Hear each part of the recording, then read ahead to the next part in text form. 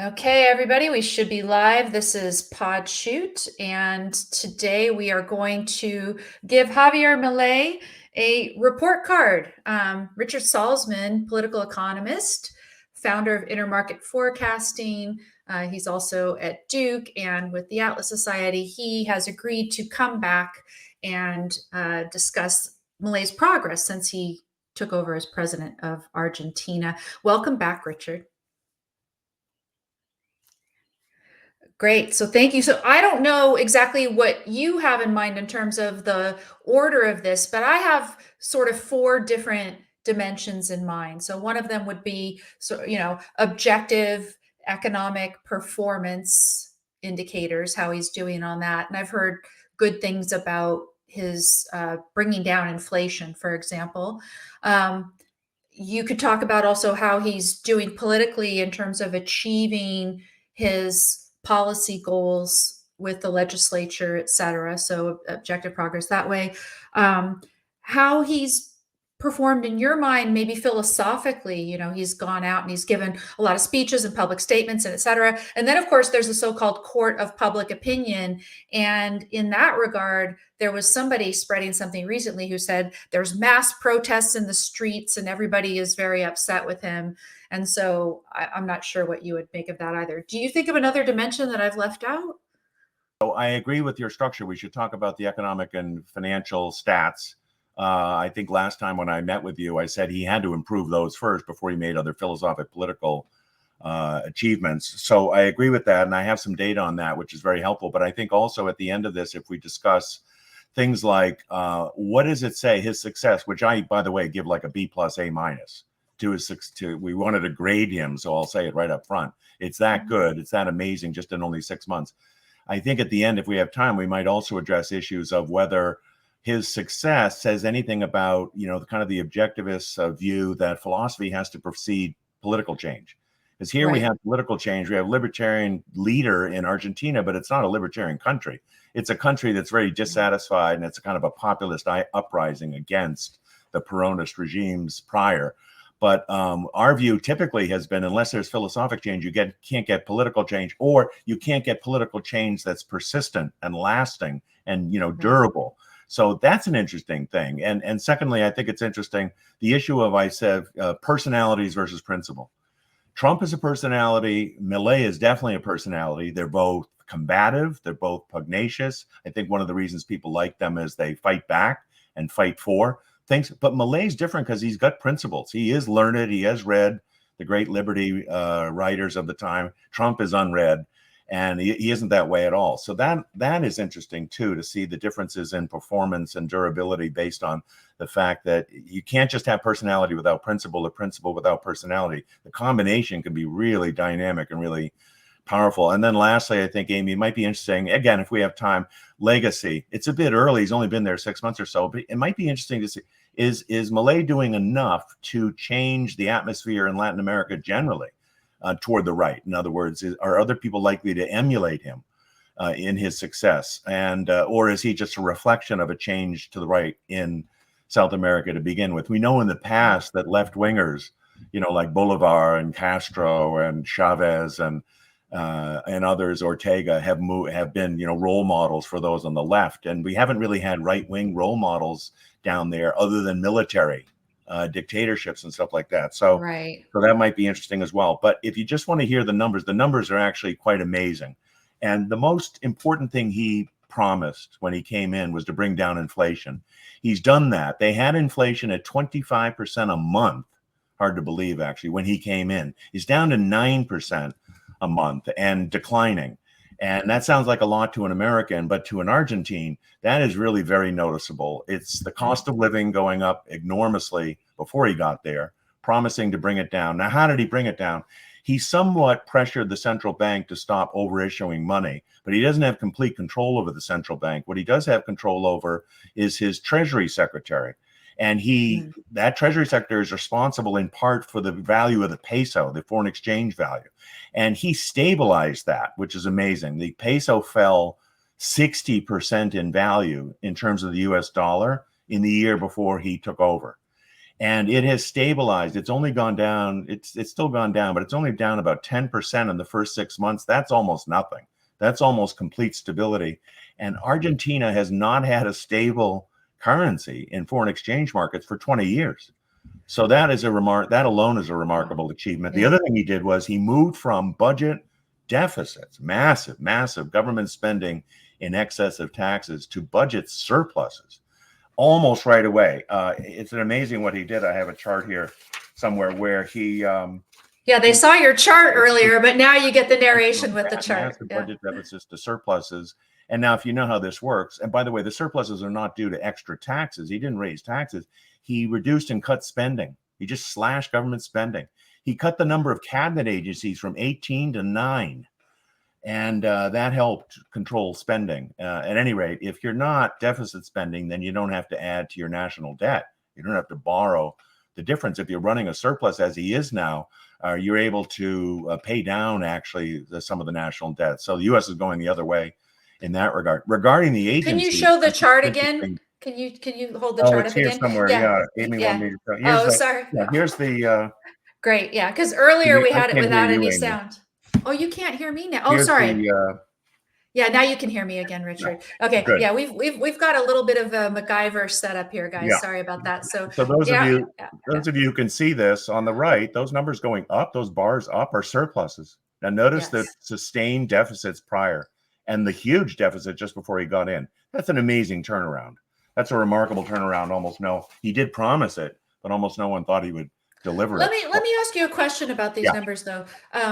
One headline that I saw talked about the IMF loaning money. Yes. How much of this progress is because an organization like the IMF is sort of propping him up on hopes of future performance? Well, they have borrowed 44 billion from the IMF, but they did it under his predecessors. So they borrowed. When any country that has to go to the IMF has ruined its own finances. Mm-hmm. It means it can't borrow from anywhere else. It can't borrow from locally because then no one trusts it. So they had already wrecked the finances of Argentina before Milei got in there and borrowed from the IMF. And the problem is the IMF, when you borrow from it, every banker will impose conditions on you, how to behave. The problem with the IMF is once you borrow from them, their policy prescriptions do not get you out of it. Their policy prescriptions tend to be interventionist.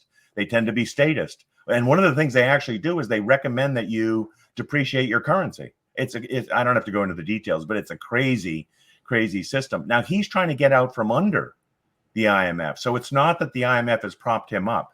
The IMF has opposed every one of his policies. And he's just basically thumbed his nose at them and said, I'm going to do it anyway.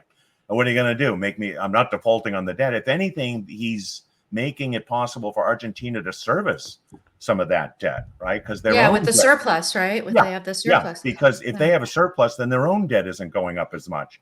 And so the IMF is in a position of hating the fact that he's going free market. And also he's able more to service the debt at the IMF. They got nothing to complain about. But see, they're in the business of creating dependent countries, not the other way around.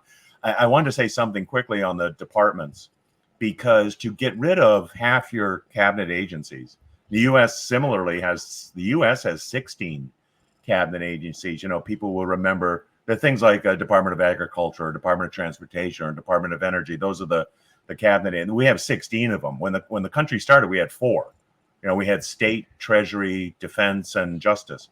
So these other agencies represent interventions in the economy, taking over whole sectors of the economy. So Argentina had that as well. But he ran for office saying, I'm going to get rid of half of them. And he already has. That alone is remarkable. In 6 months, he got rid of 9 out of the 18 cabinet agencies. And I think what's important is not only did that help him control spending and get that surplus going, it was kind of a principled move, because his view was these department agencies are not proper functions of government. You see how much more principled, it's a much more principled argument that he could have taken the approach of, I'm not going to fight any of these 18 special interests in effect. Maybe I'll just freeze their spending budgets. I mean, you could do that. George Bush Sr. tried to do that in the early 90s, and it didn't work. But Milei's view was, no, instead of nickel and diming and trying to get spending down that way, I'm going to actually get rid of agencies. And of course, it creates a debate about what agencies are pertinent, essential versus non-essential. That I think his background as more libertarian, more philosophical, permitted that to happen, and it's a remarkable role model. I know of no other country that has cut its cabinet agencies in half. It's amazing. I remember when we spoke, you said about Yeah. 6 months ago, and that sounds right to me. And I'll get the link and put that in the description below, by the way, of the old talk that we had. One of the things that you were saying that you were hopeful he would do is sort of use whatever executive power he had, Yeah. even if you think it is executive power maybe that Right. shouldn't even exist, but use it to do things like this, right? To cut the number. Did he have to do that, or did he get enough legislative buy-on for his plan? The former. He did resort to Okay. executive orders to some degree, Okay. not completely, but yeah, we talked about that before as a kind of paradox, because the libertarian would not want to use unilateral executive power without Right. support, and yet, so it's a paradox, because if he says, well, I'm going to do it, but in the direction of liberty, I'm going to, by executive order, I'm going to get rid of illiberal things or excessive government intervention. It's kind of a funny thing. So call it a shy libertarian wouldn't dare, and the statists would love that, because the statists always get to impose their way. Right. And when a true liberty person comes in, they can't reverse anything, without getting approval. He still does not have, obviously, we haven't had elections in Argentina since he got in. So there isn't any change in the legislative makeup. And his party, he doesn't really have a party. But the people who are friendly to him are no more than like 8 or 10% of the legislature. It's amazing. And now Wow. here's what he's done. He keeps putting in proposals to the legislature, and they keep rejecting it. Then he puts in other proposals that are like scaled back a bit, and it gets a little less opposition.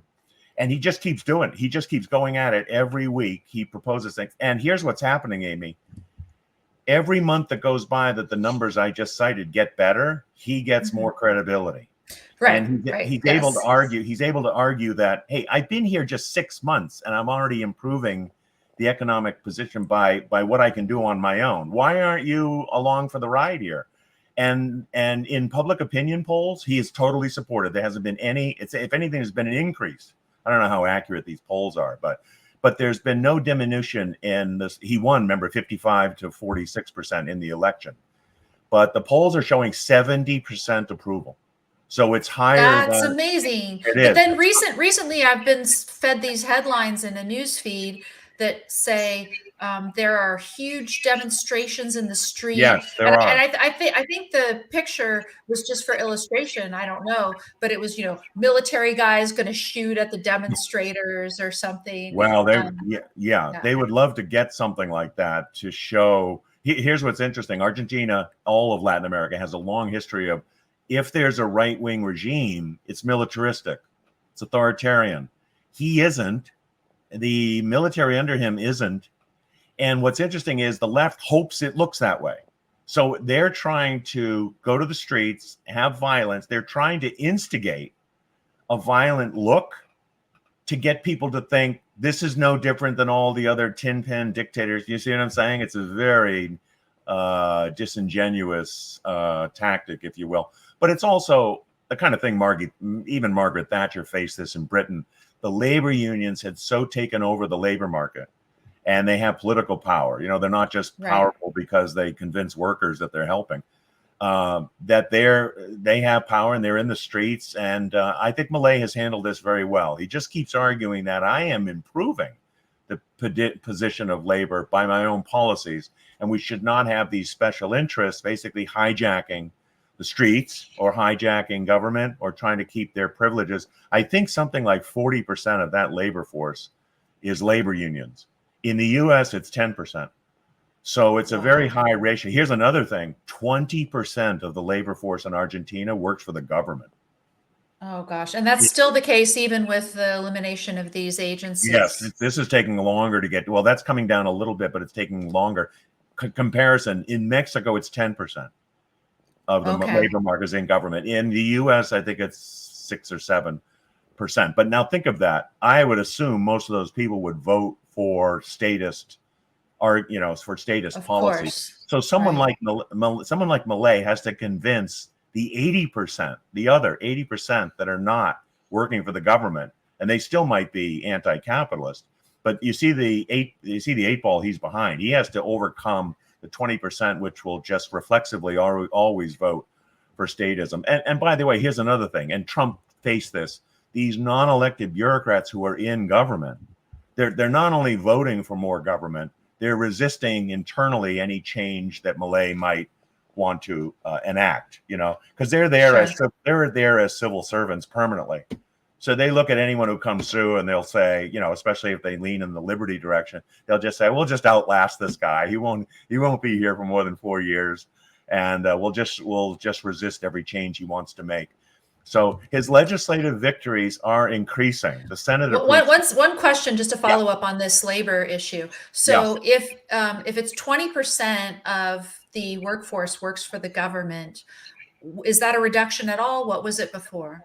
Do you know? That's what it's been in the last few years, and he's trying to get it down. He has said he wants to get it down to something close to Mexico, which would be cutting it in half.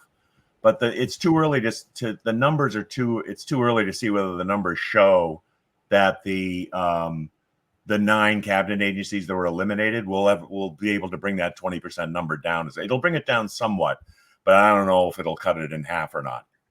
Another questioner is saying 6 months seems too soon to have any impact on an economy. Is it really Milei's doing, or is it some sort of good luck that has, from whatever the previous administration did? That's a really good question. Part of it is, I don't think a lot of it is good luck. The main reason, this will sound paradoxical because it sounds like, what, is he just a dictator coming in and liberating everything? But things can get so bad policy-wise in a country that if you just stop like banging your head against a wall and then just stop banging like you haven't like fully cured yet, that alone is a big improvement.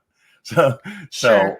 and the other thing is there's always expectations built into things, especially in financial markets, especially in things like the stock market, the currency market, things like that, which can move quickly. If you bring in a government that's more credible in terms of being more pro-capitalist, you can get almost immediate change. I already mentioned how good the numbers are on the peso. If you immediately stabilize the currency, that does an enormous good for a whole bunch of things. And that's something he had direct control over.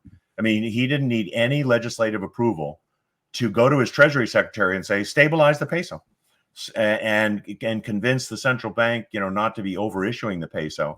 And I said the thing about the public finances. Yeah, if you can start getting government spending down and stop the budget deficit, stop the red ink, stop the bleeding, you can get quick change. But notice, I already said, if interest rates go down from 125% to 40, they're still 40. That's still a lot. 40% I think interest you rate. said it's 30, or is it 40? Yeah, I might 30 and 40 I think okay, range. okay. And And then you said inflation has gone down to 9% a month from what? 25. 25 per month. Okay, so Yeah, that's quite a reduction. that's Yeah. quite a reduction. Yeah. So that's a really good question, though. Can you have quick change like that? I don't think any of the change we've seen so far, when I look at the origin of it, notice it's not legislative change because they've Mhm. resisted his change. It's not tax change. He's wanted to lower tax rates. That hasn't been approved yet. It's in the proposal, but hasn't been done yet. Here's another one: regulatory. He wanted to slash the regulatory agencies. It's always hard to measure regulation, even under Trump, who said he would deregulate. To this day, Right. it's hard to figure out whether there was true deregulation or not. That would take a while so that can't be the reason for it either. Some of it is just expectations. I think part of it is the expectations of, wow, he has succeeded after 6 months. He's gaining credibility, so he might succeed as much over the next 6 months. So some of it is expectations. Yeah, and people see the measures that he has already implemented Yes, as a sign that the economy is one that people can invest in, that they can count on, right. that et cetera. I mean, we've seen, for example, and this might go to, how has he done sort of philosophically in, Yes, conveying that, but, he's got Musk's confidence in Argentina being a good country in which to invest. probably other people as well. But, Musk was very prominent out there saying, yes, let's invest in Argentina. Yeah, and by the way, invest in Argentina, Amy. That is the reverse of what is all called capital flight. Capital flight is like Atlas shrugging and saying, I am out of here. I'm getting my money out of here. It's equivalent to people fleeing a country because it's so bad. When capital flees, capital is going the other way now. It's being invested net in Argentina. That hasn't happened in 20 years. So that also is related to the idea, well, we trust your currency. We're not going to invest money in there and then you're going to whittle it away on inflation, or you're going to nationalize it, or you're going to control it. No, he's very much of a free trader, which Trump isn't. They differ there as well. He's a free trader. And that doesn't just mean we'll allow in goods imports. It also means allow capital coming in. See, typically down there, if any foreign capital comes in, especially from America, the Latin American leaders will say, oh, the gringos, the imperialists are coming and taking over our stuff. And Milei is not that way. And that is now, investors like that, they need a little more than just 6 months to be convinced of this. But even in 6 months, the capital flows have gone the other way, which is amazing. I actually expect him to pay back the IMF debt in a year, and that'll be headlines. That'll be amazing. They'll say, oh my God, he not only ran these budget surpluses and didn't start borrowing more on his own, he had the extra money named to say, here you go, IMF, here's your 44 billion, leave us alone for good. That'll be remarkable. That's another reason that will bring in more private capital, because the private capital does not want to see government capital next to them. They don't trust it. And IMF is basically government. By the way, the Biden administration doesn't like any of this either. They are on the record cringing at what Milei is doing. They just do not want to see this success. They're closer to Venezuela. They're much more supportive of the Venezuela model, which is crazy. I think the other thing that's interesting about Milei is he's not been so insular and domestic oriented that he hasn't had foreign relations. He's traveled a lot. He's given speeches in Washington and elsewhere. He's met with other leaders, especially the ones that are supportive of him. So he's like rewarding, with his like star quality, he's like rewarding those who are favorable toward him. And he's still very critical. He hasn't come off at all. He's very critical of those who are bad, including the Pope, including, by the way, Spain. Spain just closed their embassy in Argentina because Milei criticized the leader of the government and his wife. I remember that. I remember that one. Of being corrupt. Now his wife is corrupt. She's been prosecuted locally for being corrupt. But the thing about Milei is he says it. He'll just say, you're corrupt. You're a bunch of cronies over there. And of course, the relationship with Spain is very important because of that historic kind of cultural connection. So it looks as though he still has not, put it this way, he's in power, but he hasn't softened his kind of polemical sword in jabbing at other people. But you said with public opinion polls, strategy is serving him well if the polls are accurate. But there's some questions here in the chat. One of them is, what other political parties might be doing to start formulating arguments to either, elect people to the legislature to oppose him, or to, maybe unseat him in a future election, et cetera. Are there movements in that direction right now? A lot of narratives being created there? There are, but I would describe what I've seen so far as they are on the defensive. They were already on the defensive because they lost the election. So beginning at the tail end of last year, they were already on their heels because it was such a shocking victory. See, now what's happening is he does get resistance in the legislature. And of course, he's getting resistance in the civil service that can just sit there and do nothing, sit on their hands while he's there. But one of the things he's doing, which I've noticed, which is kind of it's not so much philosophy, but political tactics, which is very clever. He has argued that the things he'll say to people and legislators, notice the things I have control over have improved. And the things I don't have control over are still bad. And you're resisting me. So why are you resisting me? It's very clever. So he's keeping the legislature on their heels. Now, it doesn't mean they've fallen over and endorsed everything he's done. But what I have noticed that they are approving and endorsing things in pieces, in small pieces. He put up something called an omnibus bill, which had 300 reforms in it. And at first you might think, well, that's not going to work. But the fact that he's so principled about this, It's the same principle behind I'm getting rid of cabinet agencies and just instead of just reforming them. It made him say, I'm going to go big.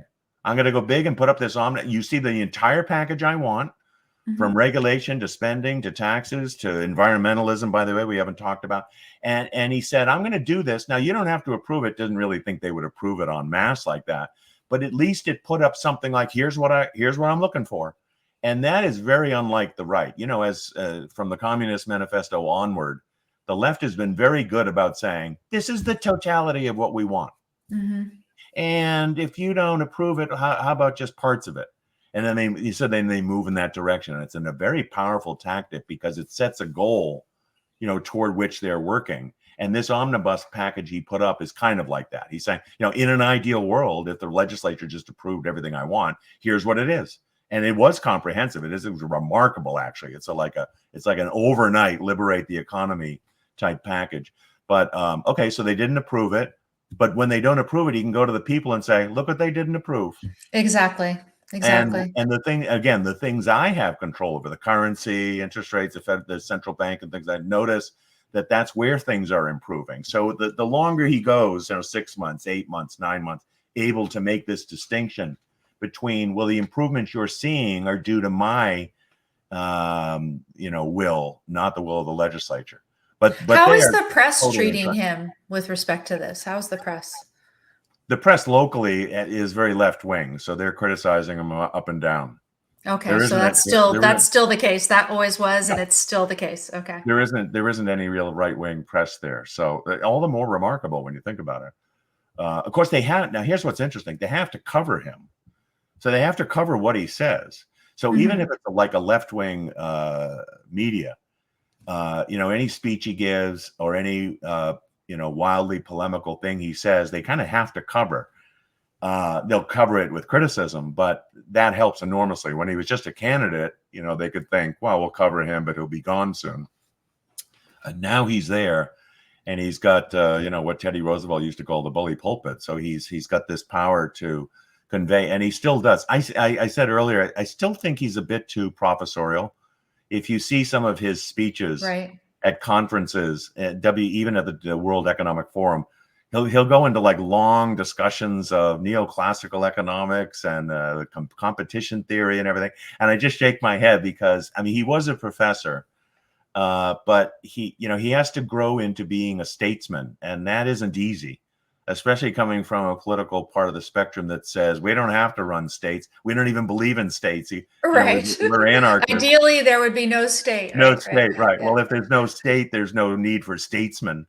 You know, no, we need capitalist statesmen, if such a thing can be imagined. And it's, I think, too early to see whether he's going to grow into that. One of the troubles Trump had and will have if he won again, and then one of the troubles that Milei has, is what I call they have no helpers.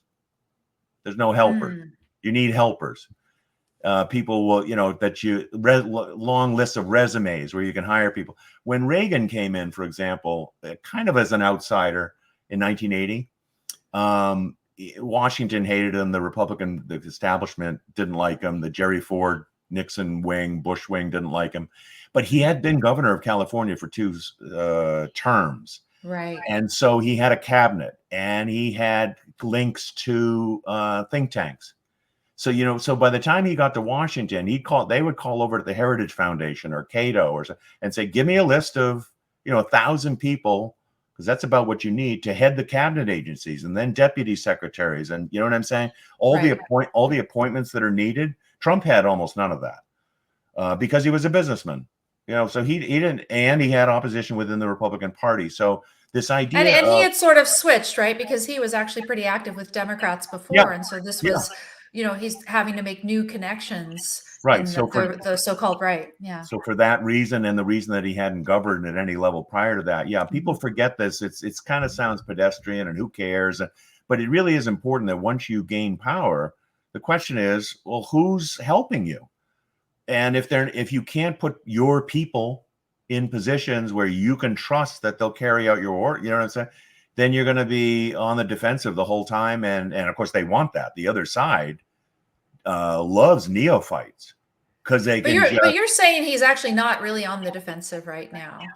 Right. But I think what we're going to have to look for is whether he gathers more helpers. Okay. versus and turnover in the administration will be important. There's been a little turnover already. Turnover meaning, say you hire a treasury secretary and tell him to do something and he doesn't. What do? Do you hire another treasury secretary? You don't want too many because then it looks like you're unstable.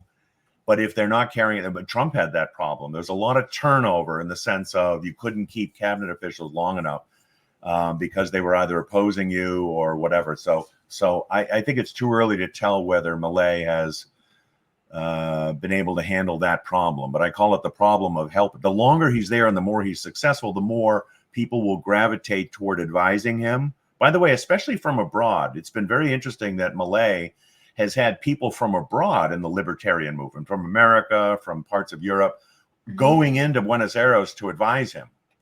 And because there's some local think tanks that are pro-liberty, but not that many. You know, they don't have any equivalent of Cato or Heritage or American Enterprise to give him lists of helpers. But he's used foreign help, so to speak, a little bit in that regard.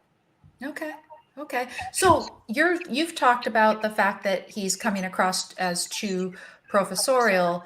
That's really presentation style, method of presentation. In terms of what he has presented to the world, have you had any issues with him philosophically at all in terms of content? Or is it just a methodological issue where you think he could have room for improvement? Well, philosophically, he's not good on the social issues, especially abortion. But it's not. This is similar to Reagan. Reagan wasn't that good on it either. On the other hand, he didn't bring it up when he governed. And actually, when he picked his first Supreme Court justice, Sandra Day O'Connor, she was pro-choice, which is kind of funny. So all the worries that Reagan critics had, he didn't really do that much in regards to that. The same thing with Milei. He is anti-abortion. He's anti-pro-choice. But what's interesting, Argentina, which is heavily Catholic, only recently became pro-choice. So I think it was 2 or 3 years ago, Argentina finally adopted legislation which gave women a right to choice. So he can't overrule that. Is it for the entire pregnancy term, or is it up to viability, or do you know? There's a limit. It's not to the end of birth. Yeah, I mean, it's not to the beginning of birth, I should say. Yeah. So no, it has. Kennedy just came out for essentially unrestricted up to the term, up to viability, which is a very reasonable position, I would say. Yeah. And so anyway, philosophically, so that's on the abortion issue. But he's very good on free speech, and he's very good on, if you want to call these civil libertarian things, and he's actually very good on, he's against like unions, not economically, but unions forcing themselves on workers who don't want to join. I consider that more of like a civil libertarian thing.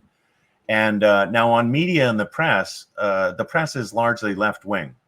But unlike Trump, he's not beating up on the press. He doesn't call them the enemy of the people or anything like that. So his relationship with the press is very interesting because he's still combative. He doesn't cave to them at all. Sure. But he also doesn't threaten them with any kind of censorship or anything like that. So he's good on that. Environmentalism, he's a really good critic of environmentalism. He has not done much yet on opening up Argentina's vast natural resources to more development, which it used to be a very resource-oriented and pro-drilling and pro-development. They have a great farming sector and beef sector. And the environmentalists have tried to kill that. And he's been against that, and he campaigned against it. But that's not first on his agenda. That's something that if he survives might come later. Right. So I think philosophically, sometimes he'll resort to religious arguments that we get our rights from God. I've heard him say that 1 or 2 times, but it's not the first thing he argues. Right. The environmentalist mention that you just made brought to my mind the issue of energy. How is he on energy? Does he allow fossil fuels? Is he continuing with the banning? And I'm trying to remember, I may have heard something about the Paris Accord and whether they were still part of it or not. Do you know about those issues? Yeah, he doesn't want to be in any of those accords. Neither did Trump, but he has not yet had the power to get him out of it. The legislature has to approve that. they still have the equivalent of an EPA, but that's an agency, not a cabinet. It's a separate agency, not a cabinet department. The interesting thing I think about, yes, on energy, he's for fossil fuels. He unabashedly defends fossil fuels and nuclear. They don't have a big nuclear So sector. Musk hasn't won him over yet. I To guess not. solar or Right. whatever. Okay. Okay. The other interesting thing, I think you'd agree that this is philosophical, but also very controversial. I've noticed this, and it's very impressive and very rare. On both socialism and environmentalism, which I think are both share a lot of things in being anti-capitalist, Milei is very interesting because he not only knows that they're bad for well-being, he actually accuses them of being misanthropic. He basically Wow. says they want to kill people. He has said I that think about only Rand has ever said that I'm right. aware of, to Yeah, actually right. attribute that motive to You know, environmentalists in particular. Yeah. Right. So you and I have been in academia, and we're always told what? Never to question motives. Just go at someone's arguments. But Ayn Rand all the time used to go at motives. I think actually going at motives is legitimate if there's a track record. So the way I put it. Like, so for example, if you're sympathetic to socialism in 1917, okay, I'll give you that one. You don't know Well, I mean, what's what going if to it's happen. this? What if it's, these ideas Yeah. applied to their logical conclusion Yes. have the result of killing people? Right. Right. You continue to pursue the implementation of these ideas, Yes. even though it can be demonstrated that that is the effect, that in Right. effect you have said it's fine to sacrifice human beings to Yeah. the God, Mother Earth, or whatever. At a certain point, you have to say that the person is knowingly pursuing Yes. that end. At what point it is open to debate. Exactly. And you could go, the route you mentioned is you could go the idea of, hey, logically, this must lead to, X, slave labor camps or something like that. But what I'm saying is the difference between a pro-socialist in 1917 and a pro-socialist in 2017. Okay, in 2017, you have 100 years and 100 million people dead from Right. 25 experiments. Okay, so now we can start to question motives. Because now if you're AOC and you're pro-socialist, really, why? Why? Do you not know this track record? You're either ignorant of the track record or you're evading it. Neither of those is good, ignorance or evasion. And I think you can question motives. Now, the environmental movement, is more like 50 years old, not 100. But by now, when you see people without fossil fuels, say in Germany, when they went all green in Germany, and now people are suffering and the economy is flat on its back and there's air conditioning going out and the lights are going out, and you can show there's real human well-being that's being hurt here, and you're advocating it anyway. What's that all about? Anyway, it's an interesting, I don't know, that's more philosophy than anything. I'm not sure it's really political strategy, but people should know that he does have that. It's my view, actually. I think Alex Epstein and others have been very good about suggesting that we should be humanists, meaning we should care about humans and their well-being. And you can go the other route and say the opposite way and say socialism and environmentalism have proved to be inhumane in the sense that they're objecting to, what I call the premier habitat for humanity, which is capitalism. Capitalism is the best habitat for humanity. Why would you be against it unless you want to extinguish the species? Yeah, in the chat here, Cosmos Solo Aladdin is commenting, carbon neutral equals dead people. He says, now that's an inconvenient truth. Bill Gates has said that one of these has to get down to near zero. He means that people have to get down to near zero. So yeah, and you could say the same thing about population fears and objections to population growth. So the hope of depopulate, like if you challenge people and say, boy, I don't know why you're saying we should do X and such in the year 2030, we should get rid of this and that. First of all, it depicts a kind of view of central planning. What do you mean we? What is there some energy czar that's telling us what our energy mix should be? But setting that aside, if you said to them, relying on renewables to support the current level of population, 8 billion in this country, renewables couldn't do it. Renewables at most might support 3 billion. And the answer will be, so what? We need to depopulate by 5 billion. See, so it sounds more and more like, gee, they really are kind of anti-human. because they want fewer humans on the planet. They want to depopulate the planet. I mean, I'm hoping, Amy, in 50 years, there's 16 billion people on the planet, not 8. I think that what would that mean? If you look at the history, that wouldn't mean mass starvation. It would mean an enormous increase in human well-being and prosperity. You know, if you got that kind of population increase, we're not going to get it. But I'm just saying, if you did, it wouldn't be something to fear, but to celebrate. Yeah, I mean, there are many people, Musk is very outspoken about this, who are more concerned about the opposite problem, that the low birth rates. Yeah. Yeah. Now, Yeah. philosophically, Amy, I want to ask you, because you're very good at philosophy. What do you think about the theory that you can't get political change like this kind of more radical attempt, at least by someone like Milei, without philosophic change first? You know, because that's been like a standard view within objectivism. Any thoughts on that, or whether this? So, yeah, I mean, I think the real open question is whether this can be durable change. Because as I spoke with Justin Amash some weeks ago, Yeah, and one of the things that he pointed out with respect to Malay was the fact that Argentina was in such dire straits.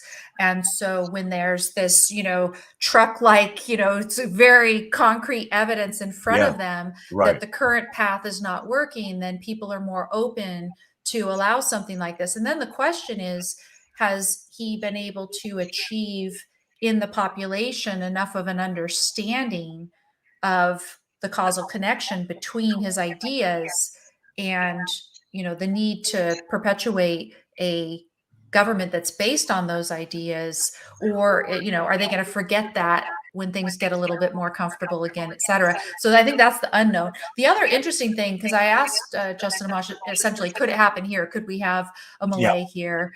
yeah, And one of the things, of course, that he said was that it hasn't gotten that bad here yet. Maybe it would have to get really bad, which doesn't seem like an attractive prospect to me. But then the other was that he does think that if it can happen, that it can happen on a national level before it would happen on a local level. And there are many libertarian sort of organizations who have done it on the other premise, saying, oh, well, we're going to have libertarian members of city councils or, state legislatures, et cetera. And he thinks, no, that you could actually, it could be that combination yeah, of pugnaciousness, as you talked about earlier, yeah, with a strong set of philosophical principles yeah, together that would be able to achieve this again at a national level. Amash, I really like him, but in temperament, he's not really a Malay. And so I don't know if he's the guy, so to speak. Trump's not the guy because he's pugnacious, but he doesn't have the principles. right. Either could maybe get you a certain distance, but I think without both, there's no hope at all of even getting in the door. And then I think, again, the question remains, once you're in the door, are you going to be able to actually stay for any period of time to make lasting change? I think that's a really good point, and I think that actually gets the essence of your answer is, no, you do need a philosophic foundation, hopefully to get it going, but certainly to sustain it. That happened. Well, and could you get that? I mean, can he achieve the establishment of the philosophical Well, I mean, foundation while showing his, yeah, demonstrating his success and explaining why he has yeah. succeeded, right? Well, it's funny because when I have said before to others, I think he's too professorial. Now that he's a statesman, or should be, he's too professorial. He needs to shed, the prior job. I've actually had people say to me, well, that's a good thing because he has to teach Argentinians how to be libertarian. I don't know. I think it's hard for a political leader to be a professor, to be a teacher. What you need is hundreds of thousands of teachers under him, shaping minds the right way, and then they're flooding into the system and voting for him and helping him. But your point about persistence, I think, is really important because it is true, and I've seen this in U.S. history as well. After the disastrous 70s of Nixon, Ford, and Carter, Reagan comes in, and in part because it's an emergency setting. So they're like, well, we know he's right wing, we know he's capitalist, so let's bring him in to fix this crap. But then once he does, which he did for 20 years, and even Clinton afterwards just copied the Reagan plan, right? So you had this 20 years of, wow, we're moving in a capitalist direction. We're not fully capitalist yet, but the 80s and 90s are definitely in the right direction. And then the Soviet Union disbands. The whole thing looks like it's moving in the right direction, but the last 25 years have been the other way. So it's almost like once you stabilize things and get rid of the crisis, they go right back to their philosophic preference for political paternalism and take care of me, and I'm a victim, and let's regulate, and big business is bad, and Wall Street's succeeding too much. And that tells you that it's not philosophically sound enough yet, right? That once the crisis is over, they're willing to go right back to voting for people who are going to bring them another crisis. It is kind of sad. You could say that when things can go in cycles, so it's going to get better, and then 2 steps forward, 1 step back, if that were really happening. But I don't know about you. I think the Well, last. so I do think that there's a lot more awareness and sympathy for objectivist libertarian ideas in the culture, in the whole world, but in the Yeah. United States as well now. So we've only got actually a couple of minutes before the Okay. top of the hour, and that's the time I promised to let you go. Okay. So what would you say the prospects are for Milei's success to ignite the spread of these ideas and perhaps some politicians like him around the world? Are you seeing any signs? Someone mentioned that Nigel Farage is sort of like Milei, but he's got no chance. But that's the only person that I've seen mentioned concretely. Here's what I would hope for, and I think that he has a better chance of doing this than broader, just in South America. El Salvador might be an example with Bukele, who's just Okay. a law and order guy. If it's just in Latin America itself, if other countries nearby see his success, that would be like a wildfire is developing in a good sense, burning down statism to some degree. I don't want to be too negative on Milei or what he's achieved, because or the idea that it's not fully philosophical, not his fault, the fact that the foundation isn't there, because it's better than getting another Peronist. It's very headline grabbing, as you know. You can say, here is the only libertarian, he calls himself that, libertarian statesman leader in the world, in the modern world. So let's see what he does. So far, he's doing very well, I think. And it's unavoidable. You can't avoid this success. And so it does ignite and keep a debate going. And it's incumbent upon all lovers of liberty to really bring this to the fore. And well, we're kind of doing that here, right? Exactly, right here, showing people that Yes, this is succeeding, that these ideas yes. breed success. And suggesting, as he might want to learn as well, how do you make this persist and grow and develop and not just be a temporary thing that's gone, in 5 years when he leaves for some reason. So no, it's a very good development. It's very good, I think, for those of us who are so into philosophic abstractions, to see a practical example of a pro-liberty leader trying to make his way and trying to do it. There's a lot of lessons to be learned: what works, what doesn't work, what arguments work, what doesn't. My point about having helpers or not, that we're going to learn a lot, but also in the meantime, it's a fun person to defend. Yes. And I've talked about this in the past, whereas, philosophically, we always talk about art being a tremendous inspiration. If you can see something concrete in a novel or other work of art, about what might be and ought to be. Right. I do think that to the extent that you have a half decent, and this, Milei is much more than half decent, but if you have a half decent politician achieving real success in the real world, that can provide inspiration and emotional fuel. And that is how I feel about it. Absolutely. And by the way, you mentioned Elon. I think there's a parallel in the business world. That's Elon Musk. In other words, also combative, also talented, also a trailblazer. Those two, the fact that they even met, shook hands, and there was a fun meeting to watch. So both of them are role models again, but notice also not perfect from our standpoint.